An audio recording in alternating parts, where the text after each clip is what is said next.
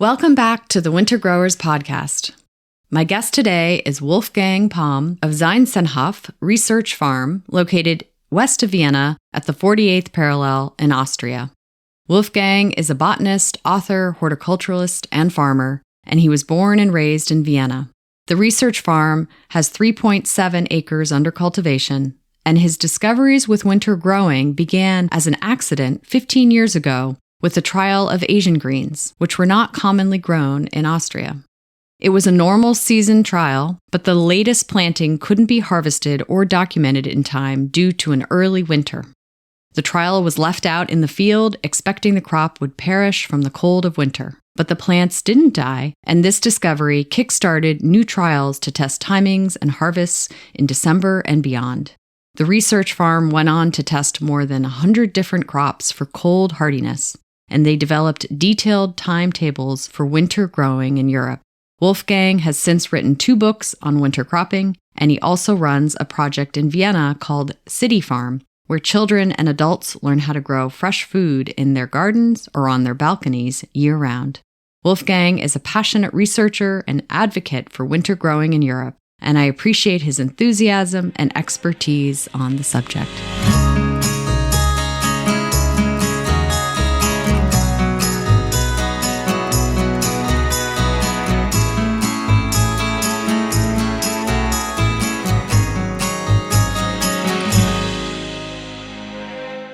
This episode is brought to you by Rimmel Greenhouses. Whether it's tomatoes to market, flowers in the spring, or your family's harvest, growing in a greenhouse protected from the weather provides the right environment that you need for a harvest that you can count on. Rimmel Greenhouses are designed for durability and offer the quality that you need to grow productively year-round. Visit rimmelgreenhouses.com to get a quote today. Here at Four Season Farm, we use Rimmel greenhouse models to support our year-round crop production. Today's show is also brought to you by Johnny's Selected Seeds. Johnny's Selected Seeds is a proud sponsor of the Winter Growers Podcast. Since 1973, Johnny's has supported farmers and gardeners with superior seeds, tools, and information to help ensure their growing success and feed their communities and families. The research farm is the heart of Johnny's, where they trial thousands of varieties and tools every year. The breeding program uniquely focuses on introducing varieties that meet the needs or solve challenges that mixed market, small farmers, and avid gardeners face. Visit johnnysseeds.com for innovative new varieties and time-tested favorites to grow this season. You can also browse the online Growers Library for a wealth of educational resources, including the Johnny's Winter Growing Guide, which features tips on planting and harvesting into the shortest days of the year. The employee owners at Johnny's look forward to growing with you. Now, back to the show. Okay, so welcome to Wolfgang Palme, who I'm speaking to from Austria. He is the horticultural director at the Zinsenhof Research Farm. Is that correct? Yeah, it's part of a institution, with a research institution in Vienna, but it's kind of experimental station, 100 kilometers west of Vienna. Okay, great. Could you just give listeners just a brief rundown of your role, the farm, just to kind of get everyone to understand where you're coming from? Yeah, thank you very much, Clara. I'm head of department vegetable gardening at the Horticultural College and Research Institute in Vienna. It's located in Schönbrunn, which is a very famous place in Vienna, where the emperor lived once ago, but it's almost more than 100 years ago. It's no emperor left in the castle, but the castle is still here. And our institution is just beside this famous area. But this is just something like the headquarters of this federal institute. It belongs to the Ministry of Agriculture in Austria. So it's a federal institute, and we do research work for public, for the professional growers in our country and for the public, and it's public funded institution. And Zinsenhof is the experimental station where all this practical work is done, research work. So we are no university. I don't do my publications in high-end research papers, but it's for the growers. All the work we do is just directly addressed to the growers in our country. That's wonderful. So describe to me a little bit your background. Where did you grow up? How did you first get into agriculture? I'm always so curious about what inspires people to, follow a career or a path in farming and agriculture. So I'd love to hear that. I grew up in Vienna, and I'm not in my family. No one is grower or farmer. So I stepped into this because my grandma, she owned an old farm in the southern part of Austria, and in every holidays we as a family we went there, and I could say half grew up on the land side in this southern part of our country, and there was a farmer beside our farm, and we helped him all the time, and so I just stepped into agriculture from childhood on. And my grandmother, she was it who introduced me into vegetable growing, because she was a very patient person, and she didn't speak a lot, but she just did it. And I was the only one. I have 4 brothers and sisters, and I was the only one who was interested in plants. So as long as I can think in my bio, I was interested in plants. So I was fascinated by plants. And so, I think everything began with some tubers or roots she threw away on the compost, and she piled it up somewhere, and I found it there. And I told her, Grandma, it's not allowed to throw away these tubers because I would like to grow them. And so everything started. I don't know, it was just some ornamental, I think. And then I dig my own garden beds, and I started to grow all these carrots and the tomatoes. And she was very patient in showing me how it works. So it was, she didn't give me some lessons or something like that. It was just, we did it together. And this was a very nice time together with her.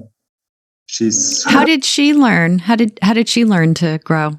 She bought this farm in the 1930s. It was just before the World War started in Europe. And she bought it because she wanted to become a farmer together with my grandpa. And they went there from the city of Vienna. They went there because they tried to start a new life as farmers. It was not very common at that time to leave the big city or leave your good job and go there to the countryside and start as a farmer. And I remember in the 70s when I was a child, I saw the books at her desk, and it was about farming without pesticides, and it was about organic farming. And at that time, it was not a common issue to discuss about organic farming.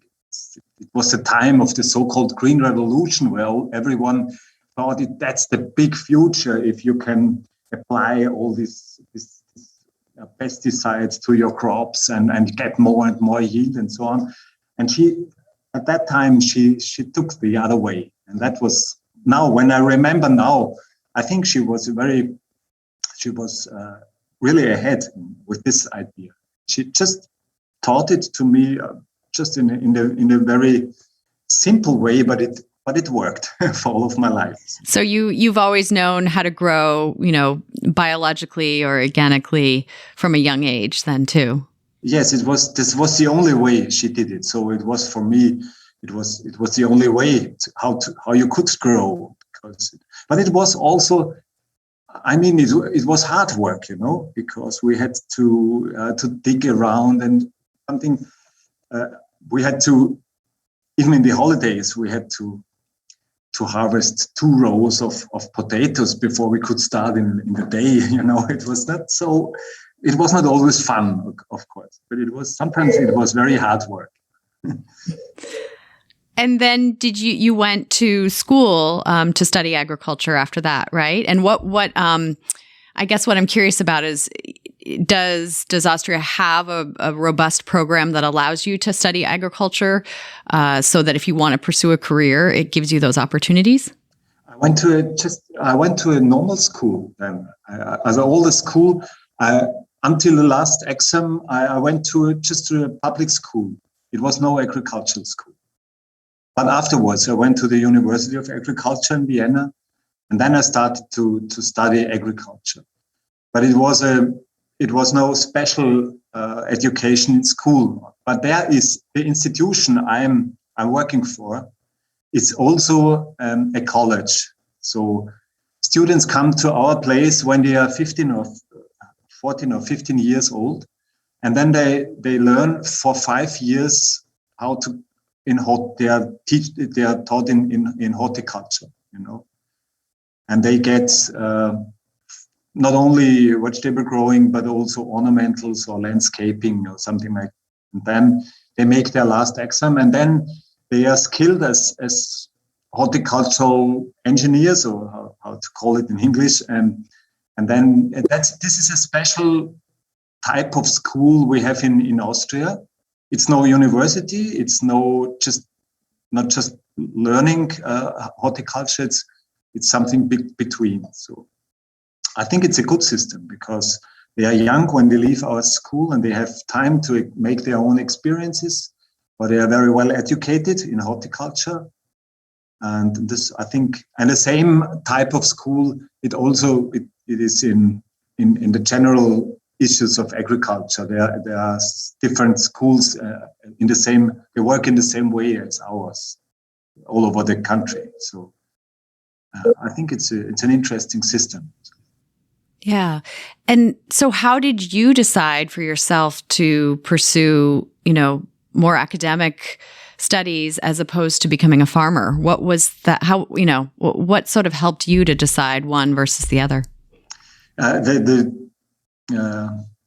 reason was I was interested in plants. So this was the one reason I would like to get more information how plants work and how all these connections, how they work. And so I chose. I didn't know first. It was a hard decision for me.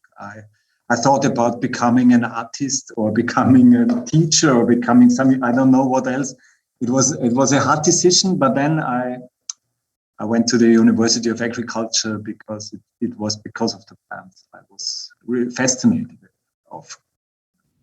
And you were fascinated in botany, like just how plants worked. Was that sort of really the driver for you? Yes, yeah. It wasn't just because of the vegetable crops. First, I was more interested in the ornamentals, and I know as I was a student, I grew everything on my window in my kitchen or somewhere. Every part on every window was occupied by seeds and by plants. So it was like a jungle in my home. So this was just the fascination of plants. And then it was that as I started as a head of department in this institution where I work now, it was the first time really I get in contact with the vegetable crops, because in my education at the university, it was in general on agriculture. It was not specialized on vegetable crops. So and then I went to a company after I finished my study, to a vegetable growing company in Vienna. And afterwards, I came to this position where I work now. And that was so I had to start at the very beginning to get in more academic approach to vegetable growing in a professional way. And what did you start off doing when you first took on that position? What was sort of the role that you played and the work that you were pursuing? Yeah, I started with some general crops like tomatoes, and this was my first I focused on the diversity of tomatoes first, and then I was very much interested in specialties, in special crops. So I remember the first crop I was fascinated was the Cape gooseberry, the physalis crop. The gooseberry? Yeah. Cape. The gooseberry. Okay, yeah. You know them? I'm trying to think. The gooseberry. It's like kind of like I don't know, like the size of a cranberry, and yes, but not the green one, the berries, but the orange one. You know this. The orange one. Okay. Yeah, from physalis. Yeah. Yeah. Okay. So what were you studying about that crop? Yeah, and I bred a new line. I bred a new variety, and it is very common now in our country. This was the first big project I finished, because it was really, I mean, maybe it was produced for 500 kilos in Austria in 1 year. It was no main crop in our country, but most of them were imported from the southern parts, from Colombia or from the South America, Latin America. So I thought it would be better to grow it in our region, and that was my motivation to breed a new line of it. It was a very interesting project, and then I started with also with greens and with. There were some projects in the beginning, but it was rather the special crops, not the main ones. I started to get in contact first. Yeah. And at what point did you become fascinated with cold hardiness and, the limits of these vegetables? Like, I think I've read that it ended up it was an accident. Yes. It was this, sort of, oops moment. And then you realized, there's this whole world of discovery. Yes, it was really an accident. I didn't plan to make a winter growing project. No, this was never it was my intention, because I was interested in special crops. So I took them 15 years ago. I took these oriental greens, all these brassicas, and they were not very common in our country in that time, because they were no one knew them. It's special, interested. The Chinese people were interested in. So there is a special community in Vienna of Chinese people. And I was in contact with them, and I tried to deliver some of these special crops grown in our country, not imported from, I don't know, from East, from China or something like that. So this was my first contact with these crops. And then I started to grow them as baby leaves from spring to fall, set by set, through the whole season. And I started, and we documented how long was the cultivation period and how high the yields were and so on. And it was set by set. And I remember it was the last set in fall. I could not harvest because winter came very early in that year. And then I had to leave it in the open field because the first snow came, and I thought it will die. Because in all publication, we are told it just withstands -3 or -4 degrees, and then Celsius, right? Yeah, and then it will freeze. And so I think it's impossible that it could survive, because in our region at that time we had -20 degrees every winter.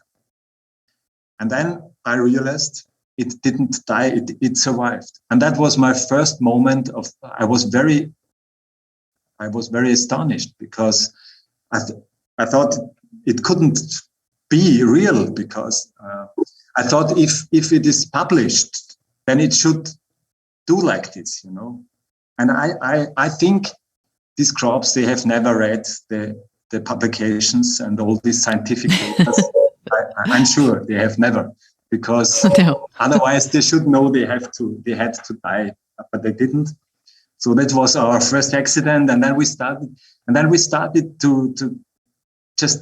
have a special focus on that. How frost hardy are they in real, not in these papers, but in real. And that was the start of our winter project. And it was an exciting story of experiences all over these 15 years. And it was not the first time. We were very astonished. It was, until now, I'm fascinated of all these equipments of plants. They can withstand temperatures of -20 and even below. And because they are very well equipped with everything they need, so they can survive in wintertime, and they can provide their fresh greens for us, food for us during this period of winter. That's very fascinating. Yes, for sure. So this, 15 years ago, this first winter, you had a collection of different Asian greens like tatsoi, bok choy. I mean, things such as that, right? Yes. And you walked out one day and you noticed that they were actually growing. Like, what exactly did you discover? And then how did you continue to observe them after that? Yeah. I discovered then that they were fresh and green all over the winter in open field. And that was really, I didn't expect it, because they should have died. And then, rabbits came, but that's a different story, of course. It has nothing to do with the frost hardiness of these crops, They're smart. Yes, they like it very in winter to go over our fields, and then we started just to systematically to discover the cultivation periods during the winter. When do we have to sow them exactly to the right time, so that we can harvest them from November to March? Because this was the first question: what is winter? If you think about winter, you have to get a little bit familiar with maybe with all these meteorological definitions or the astronomical definitions of winter. And we added an vegetable growing definition of winter. And it starts in the beginning of November and it ends in the end of March. So we took the end of fall and the beginning of spring together, and it's 5 months of the year where we normally have not the possibility to supply ourselves in our food systems. So that is a very interesting period in the year. How could it be possible to find a way to supply ourselves, our society, in just exactly in that period? So we have to get a new definition of when to grow which of these crops to exactly supply ourselves in this time, in this period. And that was hard work, because all these schedules, these growing tables, you could forget them. If you take a package of seeds and you turn it around, there's a little schedule. When do you have to sow it? When can you expect to harvest it? And you can forget this, because no winter is included in all these schedules. So we had to find new ones that include this winter season, this last season of winter. And that it was hard work, because it was really, we did it for 70, 80, 100 different crops and types of vegetable crops. And we tried to find an answer. When do we have to sow them? When do we have to plant them, so that we can exactly harvest them during the winter time? Yeah. And you're at the 48th parallel, so you obviously were dealing with, your light limitations then. Yes. And you said you experimented with over 70 crops of different. So what's so fascinating too, and because this is what I find is a continuous, learning, is even when you think you have a date just right, there's all the other environmental factors that you can't anticipate that will affect plant growth and will, whether it's humidity or, the elements and all, so there's so many different variables and factors. Yes. How do you sort of make an experiment where everything is controlled? I mean, can you do that even, right? No, that's the first, the first point. It's impossible to exactly plan everything. because every year it differs from the former years, and every region has its different microclimate. So that's if we have a greenhouse and we have artificial lighting and we have a heating system, then you can control it. But if you have just a cold polytunnel or maybe even the open field, then it's impossible to control. That's the first thing we have to learn. It's not possible to control it. But in spite of that, it's possible to plan, to make your own schedule for the winter. And then you have to work in sets. So then maybe the fall, the weeks in fall, they are mild or sunny or warm. That happens more and more in the last years in our country, because September, October, and sometimes even November, they are very warm months. And then the cold period comes afterwards. So if it's very warm, it will grow a little bit faster. If maybe October is a cold month, it will delay. The harvest time will be delayed. So, but if I have 2 sets or maybe 3 sets in the fall, then I will have some of these crops. They will be ready at Christmas time. Maybe the first set or maybe the second set, but one of these 2 sets will be ready. So this is one answer to that uncertainty of the elements, So it was our first. And then the second idea is just leave some crops from the fall to the winter. So you can grow them over summer or maybe over the fall time, and then just leave them on the field. We have this idea we should clean everything in October. It's the same system for the professional gardeners as for the self-suppliers. They think they have to clean everything because otherwise it's out of order. If you have not cleaned up your vegetable crop, your bed or something like that, then maybe your neighbor will have a strange look over the fence. And so people think they have to clean everything. But if you just leave them as they are, and then you can continue harvesting maybe until Christmas time. So that's a very easy lesson of stepping into the winter cropping system. If you just leave some crops as they are, and you can just continue harvesting. You can do it with Swiss chards. You can do it with some of these brassicas like broccoli or cauliflower or the kales and cabbages. You can just leave them, and because the fall is often a very mild period so you can continue to harvest. Yeah. I mean, what we found at Four Season Farm that's, interesting is, we have crops such as leeks, for instance, which we, plant in May, start in March, April.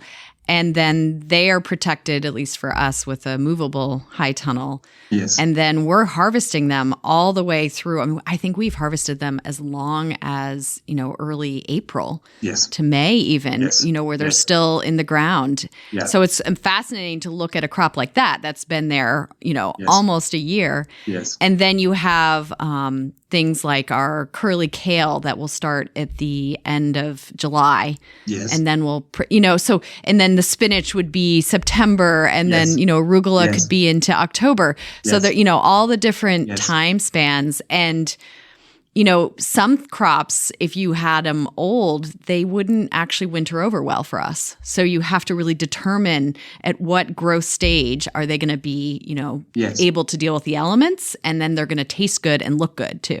Yes. So there's so many, again, depending on the crop, there's so many different variables to think about. Yes. But we found out that all over this different region, because we had a national research project all over our country. And Austria is a very diverse country. It has alpine western parts, really our mountains in Austria. They are famous for our country, but it's not as we thought, it's not the best region for growing vegetable crops. I thought about this. And there's the eastern part of our country, it's a very flat one. It's a continental climate, and it's a very famous growing region for vegetable crops in the summertime. And then we have our southern parts, and they are a little bit warmer in climate because they're the southern parts of the Alps. So, and it's a very diverse geographical situation, but we found out it's not more than 2 weeks difference. Mm-hmm. So, and even if the weather is totally different, it's not more than 2 weeks. So if I know I have a special region which is very hard and very cold, maybe I have to be 2 weeks earlier than in other regions where it's mild or where the climate is a little bit more warmer.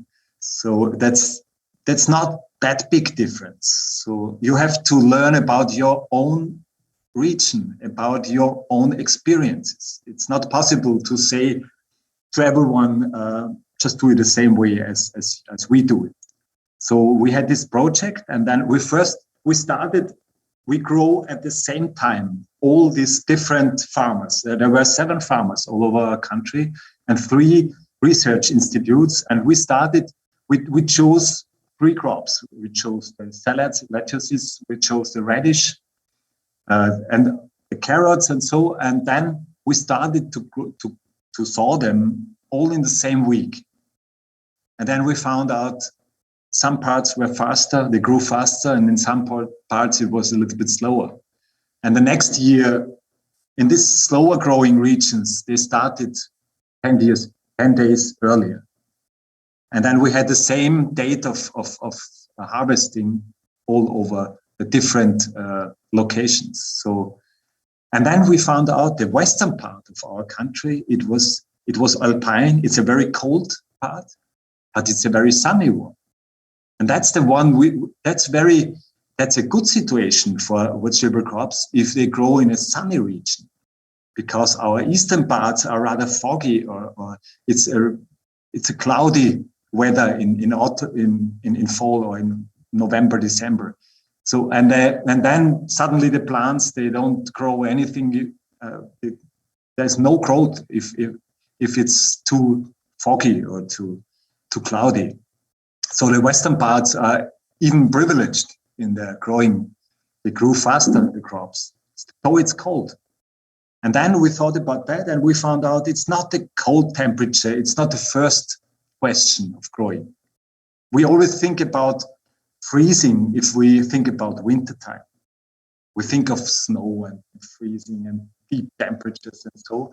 But the first question is how the supply of light is a very important issue, or the humidity, as you have already told us.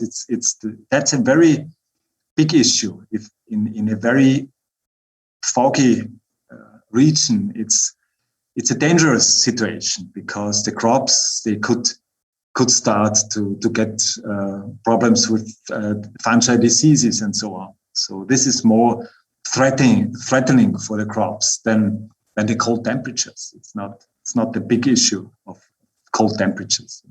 Hey, podcast listeners, we're going to pause for a moment to hear from one of our show sponsors.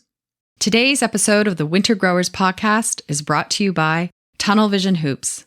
Tunnel Vision Hoops designs and manufactures do-it-yourself high tunnels, hoop houses, and greenhouses. With an extensive array of products to help large and small growers become more productive, they have 11 different tunnel widths to fit any application and designs to stand up to weather conditions from coast to coast.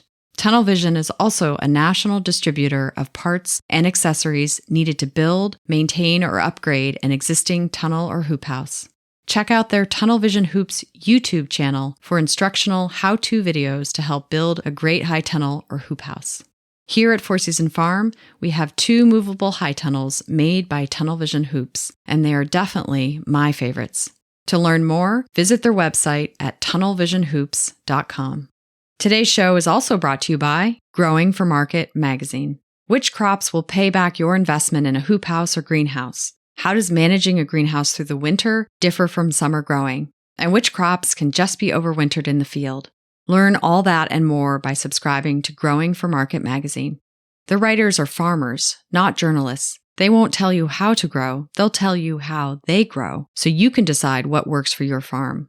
Growing for Market is celebrating 30 years of helping local food and flower growers succeed with articles written by experienced farmers from around North America.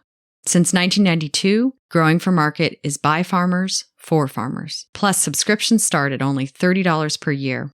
Whether you do farmers markets, local wholesaling, a CSA, or dream of starting a farm, check them out today at growingformarket.com. Request a free sample print or digital copy from their website, and podcast listeners can get a new subscriber discount of 25% off with the code WINTER when subscribing at growingformarket.com. I think Growing for Market magazine is an excellent and affordable resource for any grower. Now, back to the show.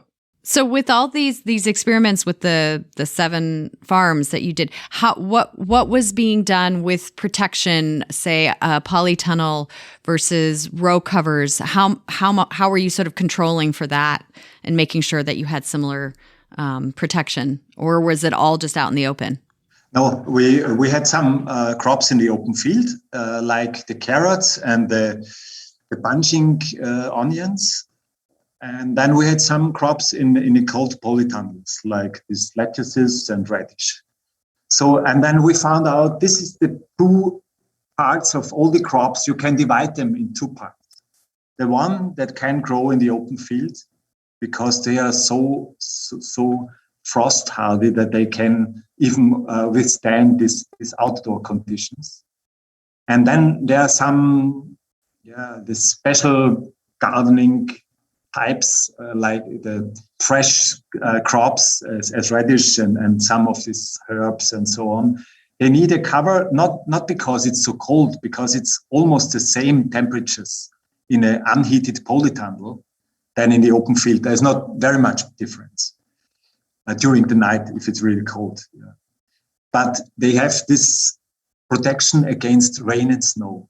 And that's the big issue. You have to keep them dry. This is very important. It's even more important than the temperature. If it's too wet, if the leaves are wet during the night over hours, they will get infected by fungal diseases. And that's really a big threat for them. But if it's cold, it's no problem. And we were so astonished that lettuces could withstand temperatures below minus 11 degrees. Nothing of that is written in any of these books or scientific papers, that lettuces can withstand minus 11 degrees. I've never read about it. So I think... And that's 12 Fahrenheit, just so people understand. Okay, that's our different... Okay, thank you. Yeah. So this is, I think this is the main, and we had to start to rethink every of these stereotypes we are used to. We have this stereotype that plants die on frost, and we have this idea that they have to be heated because otherwise there is no yield, and we our experience is crisscrossed everything of every thought we were convinced should be a main idea of this crop. So we had to rethink everything, and then it was a very interesting journey for us to find out that we have to think totally different. Yeah, no, I mean, I feel like we're still learning here at Four Season Farm. You know, traditionally we've been growing, say, our lettuces or a Salanova lettuce in a minimally heated greenhouse, primarily because we already have the space available. That's our wash pack house. So it makes sense to have it in there. Yes.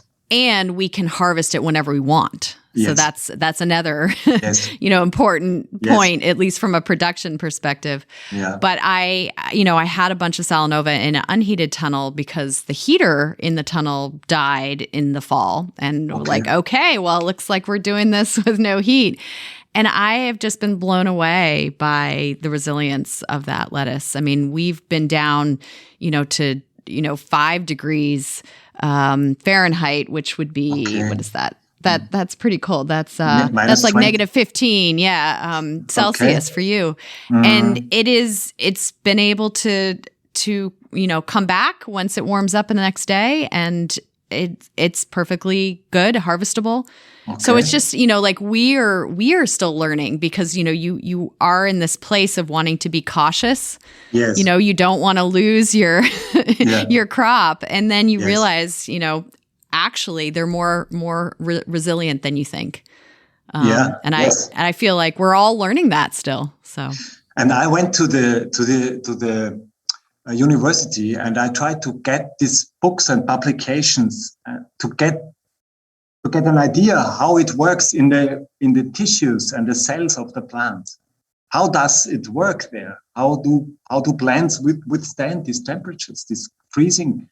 And it was interesting, because the people in the library, they told me, they have to get these books somewhere in the other corner of the library, because no one was interested in that.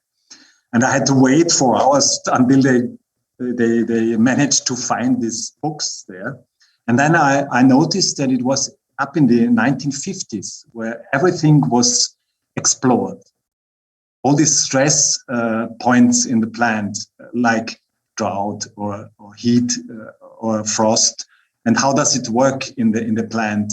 How can plants withstand these conditions? It was explored in the 1950s. And I read about that, and I found out plants have their frost-resistant systems. They are very well equipped. And otherwise, it would not be possible, because I think 2/3 of the surface of our planet is exposed to frost, of the land surface of our planet. So if plants were not well equipped with everything they need, they could never have survived. So we can be sure they have no problem with the winter. We have problems, but not they. So it was just for us to learn how they deal with that. And then as I read this, it was fascinating, because you have to have frost. The cell, the plant cell, it's almost one big water bottle, if you would call it like that, a cell of the plant. And they get frost substances there, so it will not, so that the ice crystals will not start to grow in the inner part of the cell. So it's just the ice crystals, they grow between the cells, and that's no problem for the plant, because if it's thawing, then it's no harm. There's no damage on the leaves. And so when it becomes colder and colder in fall, the plants start to have their substances, their chemicals in their inner parts of the cells, like lipids and sugars and so on, and they become more and more frost hardy in the water within the cells. So that works, and then it was very fascinating to read about that. And then I knew that's the reason why it works. But we've forgotten this. So I was a little bit confused, because why did researchers not know earlier? We are in the 21st century now, and then now we have to experience that lettuces can withstand minus 20 degrees. Why didn't we experience that earlier? Because we were never interested in. We had our heating systems and our technical equipments, and all the research work that was done was just focused on technical innovations. And then we forgot to use the biological potential of the plants. And that was the main mistake. Because if we use this biological potential of soil and plant, it's very, very resources. It takes just the fewest resources. But if we heat and if we artificial light and so on, then we have an ecological footprint like an elephant. And that's exactly the problem we face now. That in all these questions of climate change, that we notice we took too many of our resources for growing food, for instance. That's not necessary. We can do it with a very little input of energy and resources if we use the biological potential. How challenging has it been to help educate farmers in Austria or in Northern Europe to adopt these practices and to trust that they can grow things and have a, harvestable crop to sell? Has that been challenging? Yes, that's a good question. It is challenging because on the one hand, it's fascinating. And I'm often invited as a speaker on conferences or just maybe on some self-supplier groups or something from to, it's a big range of audiences I gave lectures on, but that's the one hand, it's fascinating. But on the other hand, we have these old traditional growing systems, and it's very hard to get them changed. So, and I know growers are very traditional people, so we experience that. Maybe they have to be because they have these traditions. They have to keep their land, and so maybe this is one of the explanations. But it's hard to change, and that's sometimes I feel like a preacher going around with my but just telling all the time the same, because it's the same story, it's the same issue I have to tell them again and again. But people are now more interested in, and many people are fascinated if they hear that it's possible, because it's a new kind of simpleness. It's growing could be so simple if you use the potential of the plants, and that's on the other hand, that's a good story for them. It's easier to grow than they have thought it is. It's much work to do to explain it to more people. Yeah. And as with climate change becoming so much more, I guess, obvious yes. to humans, on a day-to-day basis, it seems like that becomes more of a driver to try to learn these techniques, because it's much more essential to be able to grow things simply without intense resources, and also to be able to be self-reliant and produce it within your own region. Yes. And that becomes more and more popular. You want to get the produce from your region, not only the vegetable crops, but also this meat and milk and this dairy products. And so it's an issue on all the food to grow it more regionally. But regional is not the only thing. You have to grow it regional, seasonal, and organical. So these 3 points, they have to be together, because the greenhouse Christmas tomato production is also regional, but it's not seasonal and not resource not efficient. So that's it's not enough to grow food regionally. It's really not enough. And then we have to get familiar with the idea of a seasonal production. This rhythm of the year, it's not really in the blood of the people, or how to I don't know if you say it in English. It's the German saying. If it's in your own blood to know how something works, but people don't know how the season goes on. They have no idea when you can grow tomatoes and when you can only grow it with a high energy input. So they have to learn about that again. They have to get familiar with these growing periods of the year. Yeah, and you have another project that you work on, which I would imagine maybe can help educate people, about that seasonality. Tell me more about this other project that you do. Yeah, that's the real point in our conversation, where to tell about this city farm, which is a kind of farm. It's let's rather say it's a very diverse garden in the very center of the city of Vienna. Vienna is the capital city of Austria, and it has 2 million people living here. And most of them, they have no idea how vegetable crops work, what it takes to grow them. And they just go into the supermarket and then they pick them from the shelf.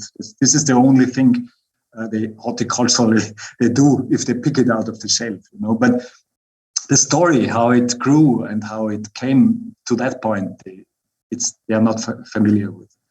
So we work as a garden pedagogic project. We try to teach the children and also the grown-ups, but not with the. Sometimes people are a little bit threatened by the idea they have to eat more vegetables and less meat. Some people are a little bit not very delighted to reduce to change their diets, and we try to show them that's a pleasure to work with vegetable crops. It's really fascinating to put a little seed into the soil, watch it grow, and then if it's ready, you have to be patient. Then you can harvest it, and it's very satisfying to harvest your own crop. You watched over a period of weeks, and that's exactly what we do with children and with grown-ups. We have a 4,000 square meter garden, and it's a very famous place. We are located between, I don't know if you know it, the Vienna's boys choir. It's famous. It's a boys choir, and it's situated in a old palais in the center of our city, and just they are our neighbors. So we are. It's almost, I think it's just 1 kilometer to the very center of the city where we are located.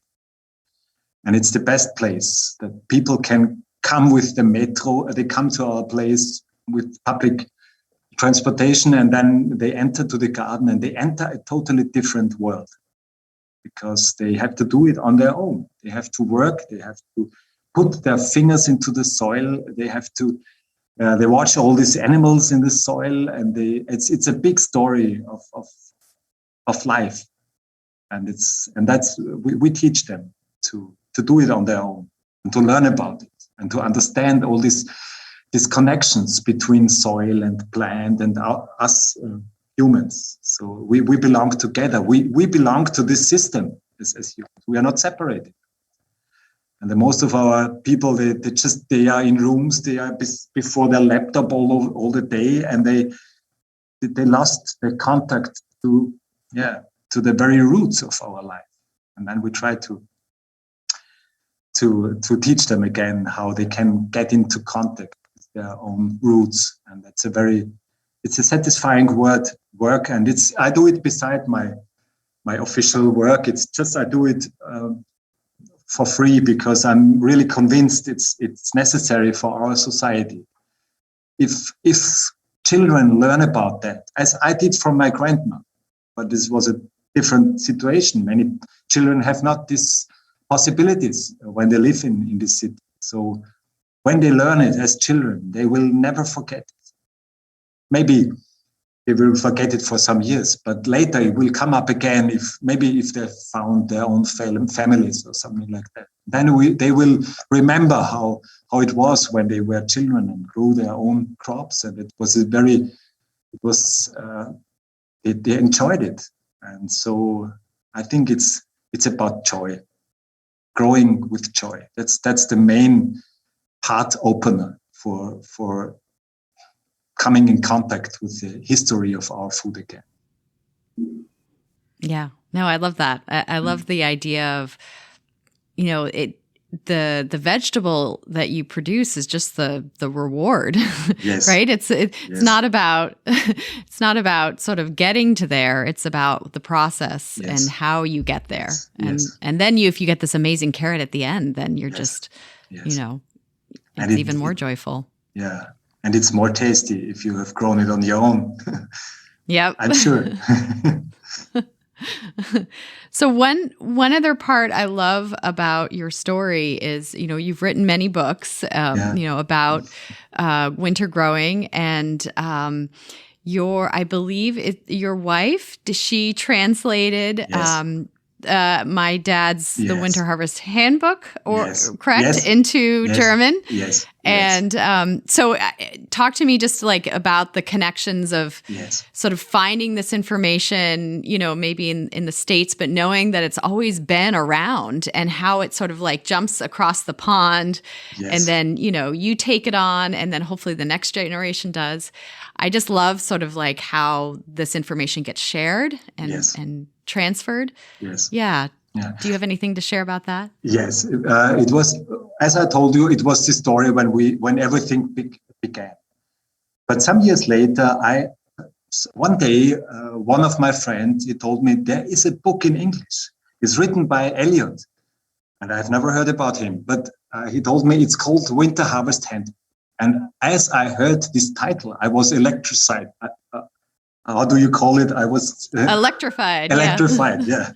And then on the next day, I bought it, and then I read it in once, and I was so fascinated that the same idea, thousands of kilometers away, it was thriving. Your dad, and then I was eager to invite him to our institute. But that was really not easy because I wrote some emails, I think twice or three times or even more. I wrote emails, but I didn't get an answer.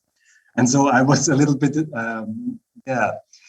disappointed. But then there was a big conference in the southern part of France, in Avignon.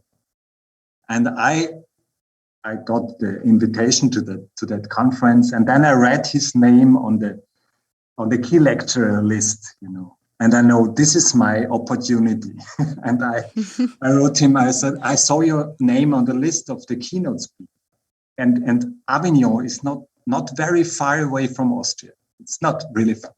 And then I asked him if Eliot, if he could come to our city and give an impression of his experiences for this long time. It would be so important for the growers in our country.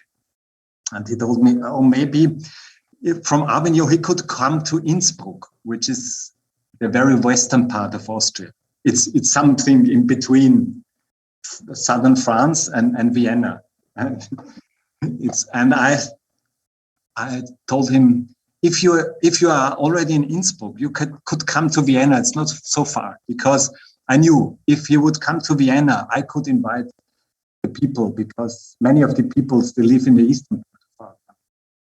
And then in 2013, he visited our institution, and the big lecture hall, it was totally full. 250 people sat there, and they were very, they were fascinated of his lecture, where he shared his experiences over this long time, and as he told us, he went with his finger to Europe on the parallel. Mm-hmm. And he ended in the southern part of France, in the Mediterranean climate.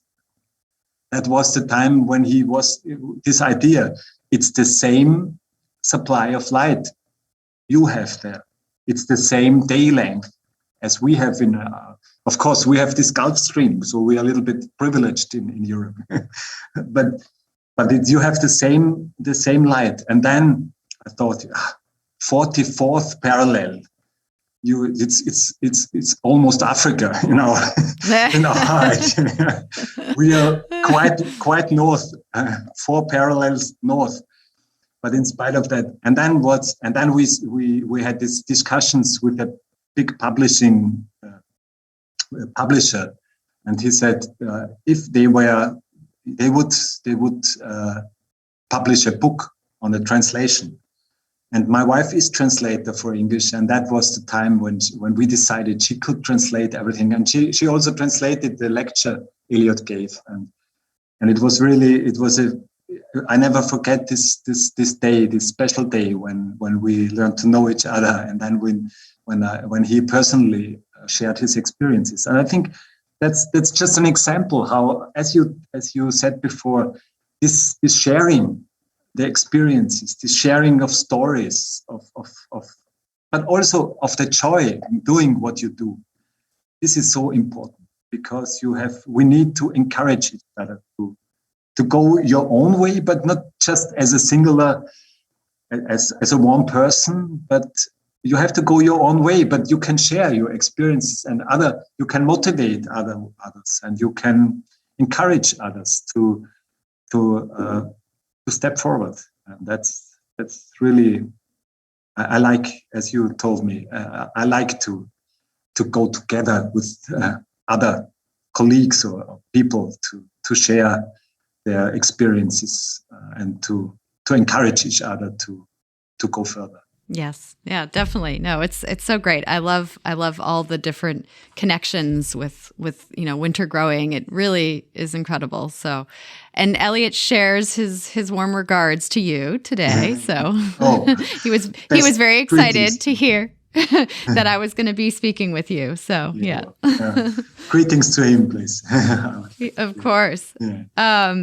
Okay, well, I think we're ready to jump into our lightning round questions. Okay. Are you ready to answer these? Yes. I know, I really appreciate, obviously English is not your native language, and I really appreciate you answering these questions because some are hard to know how to answer in English. So thank you so much. Okay, so question number 1 is your favorite crop to grow, cook, or eat? I'm often asked this question, and all the time I have to say my favorite crop is that one I'm just focused on now. If I have a project on lettuces, my favorite crop is lettuce. Or if I have a special trial on radish, I'm fascinated about the radish. But so it's not easy to answer, but I like everything that is green most. I like these green plants, and it's so fascinating that green leaves can taste so differently.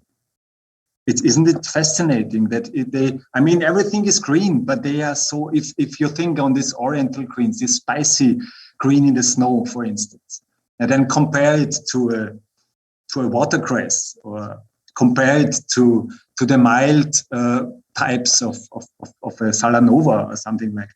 So everything is green, but it's totally different tasting, and that's fascinating.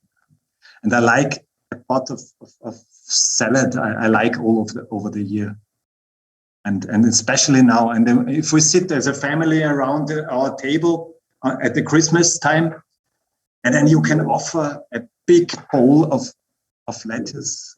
It's really, it's a great moment, and I like it very much.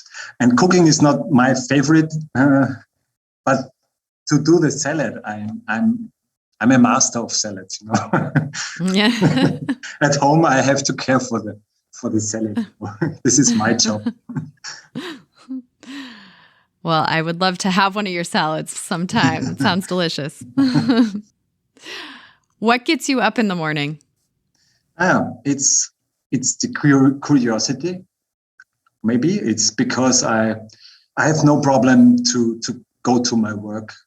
I like to go here because every day is different. It's not the routine of the every day the same, but it's so different and so diverse, my work. So I love it, and I think I have the best work I could have. If I should deal with, I don't know, with cows or chicken, I don't know. I'm so glad I can work with the vegetable crops because they are not only healthy, but they are so. It's the group of food that is so diverse, like no other one. So that's fascinating. What is your favorite tool? Yeah, my favorite tool. I like these hand tools, and I thought about that when I was preparing for this conversation, and then I thought my favorite tools are my hands. I like to feel the soil if I work with my own hands, and sometimes I've experienced this. took that tool and tried it, and it didn't work. I took another one, and at the end I left them all, and I did it with my hands, and it worked best. So I like to work with my hands and to feel the soil and to feel the plants with my fingers, and this is my favorite tool. I like that answer. What's your favorite smell and your least favorite smell on the farm? My favorite smell is the smell of soil. I like to smell the wet soil. If you have this compost, for instance, or you share the compost on your bed, and then it smells so like you would be in a wood. So I like it. And I don't like the smell of cilantro, of coriander. No? No. This I can't get familiar with that. I think I will never. I tried it several times, but I think I will get no approach to that. Does it taste soapy to you? Does the flavor soapy, like soap? Does it taste not? Yes, soapy. Yeah. Yes. Yeah, that's what I hear. People who don't like it say it tastes like soap. Yes, no. I don't like it. But it grows very well in winter. I mean, yes. it's a perfect winter herb, and I'm glad to watch it growing, but it's maybe for someone else, not for me. Yeah, well, there on here at the farm, there's always a struggle between parsley and cilantro, because Elliot loves parsley. I mean, I love it too. He does not like cilantro. So I can imagine. But I like cilantro, or Really? I've come to love it, and I'd love to grow it more in the winter, but it's hard to justify it when someone doesn't like it. But many people love it. I experienced, if we sell it on the market and if we sell the plantlets, because we have four markets of plantlets all over the year in our city farm, and people like to buy them for their maybe for the balcony or for the very small plot, and it's interesting. More and more people like it, but not me.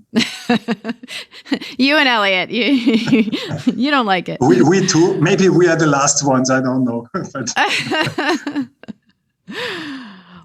What do you long for, and how does that influence how you farm? I long to that people the people that live around us maybe here in the city, they can experience what I did. That it's a joy to work with plants and to know not everyone can be a farmer or a gardener, of course, but everyone has to eat, and we have to eat the right things. And it's something. It's a little bit how to say it. I'm really concerned if I watch young people what they eat. And I would never discuss about. I mean, I would like that they could experience how joyful it is to eat the right things, vegetable crops, for instance, and that I would long for reach them in a way to share this experience with them. So a society could change if everyone could find his approach to the right food and leave the ones that are not healthy for us. And that would be a big change in our societies. Mm. What would you be doing if you weren't farming or teaching about farming or researching? Yeah, I don't know. Maybe I would be an artist. I don't know. When I was I wanted to be a writer, a poem writer 4 years ago. I had some publications when I was young because my uncle was a writer. He was and he, I thought I could join him. Follow him. I was a musician, and I loved to play music, and I loved to play puppets, when I was young. So I could imagine I could have become a puppet player, maybe. I don't know. It is totally different. That's good. What is one thing that people don't know or assume about you? Maybe not many people know that I'm translator for sign language also. Wow.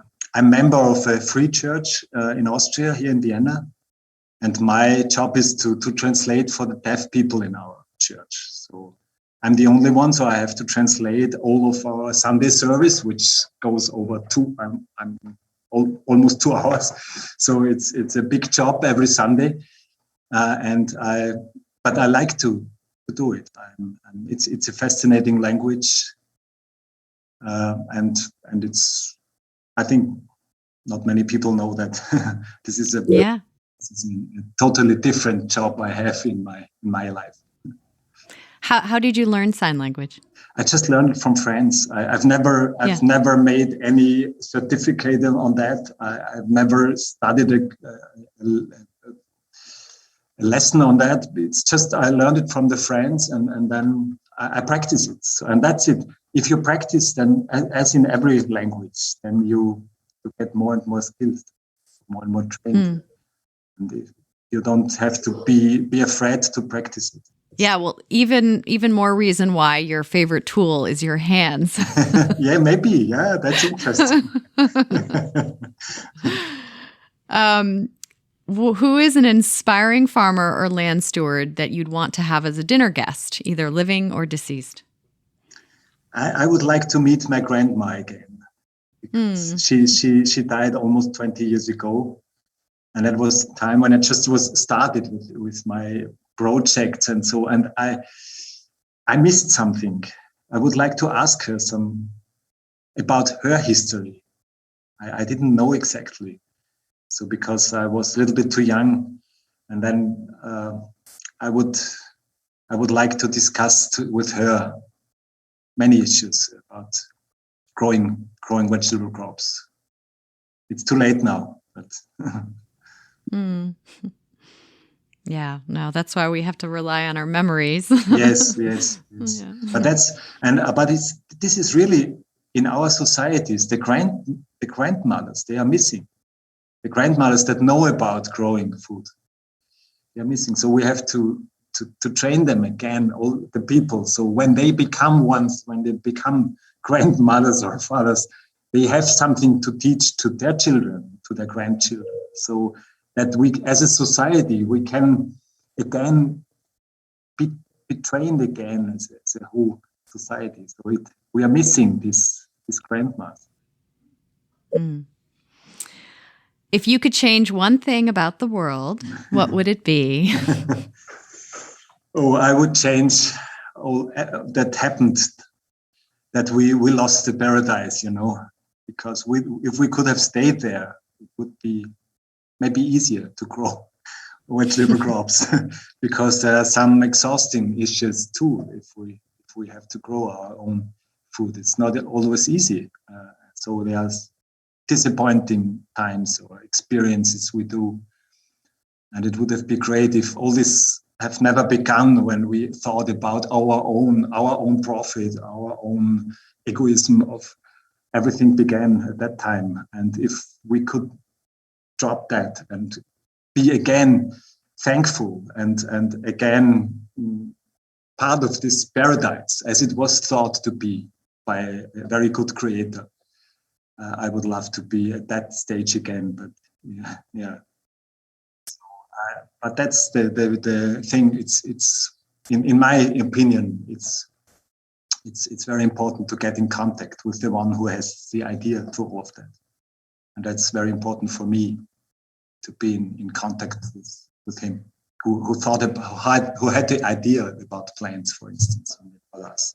And last question, how will you grow old farming? I grow old because I am a grandpa now. Oh. Since 1.5 years. And when my little grandchild came to the world, I thought about that. How I'm not the young one now. I'm the older one.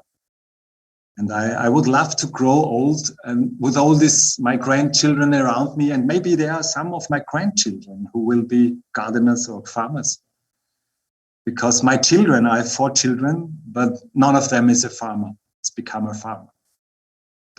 And they always thought our father is so. Maybe it's a little bit strange, but now they understand me because they love to have organic food and to have fresh vegetable crops. They love eating fresh vegetable crops now. It was not always so. So, and then I would love to grow old with all my grandchildren around me, big group of grandchildren around me, and some of them becoming farmers and gardeners. Like to teach them in our garden of diversity. Yeah, no, you can repeat the cycle that your grandmother started. So yes. That's great. Well, thank you. Yes, the generations it's so go on, and so you took it over from your father, and I'm happy to hear that you took over the 4 seasons. So I think your father could teach you a lot, and you have a privileged situation.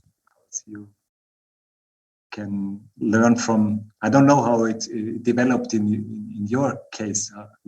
How you took it over from your father, but I think I could imagine it's a privileged situation to take over a farm like this. Yes, no, it is, and I always say that I learned farming through osmosis. Yeah. Because growing up around it, there is so much that you absorb, being around it. And there is, plenty that I could be learning from my father intellectually. Yes. He's such a wealth of knowledge and information, and that's endless. Yes. But the beautiful thing about the relationship now is that I feel like, he can learn from me too. Yes. And we can teach each other because each generation has something to offer the next. And I think it goes both ways. So. Yes, that's an important idea. It's not just a one way. No. Yeah, that's true. Yeah. So it's great. Well, I really appreciate this time today speaking with you. It's been Thank you. Really lovely. I appreciate your time and all the work that you've done. I mean, you've really done so much incredible research and work, and it's a gift that you've shared it with your country, with, as many people as you can. So I really appreciate your work in this world, and thank you for your time. Yeah. Thank you, Clara. It was very nice for me to speak to you, and this conversation was very inspiring for me too. Well, good. Well, thank you. Today's show was produced by me, Clara Coleman, with support from No-Till Growers. Special thank you to Willie Breeding for the theme music. Thank you to the patrons at patreon.com/no-till growers for helping to make this show possible.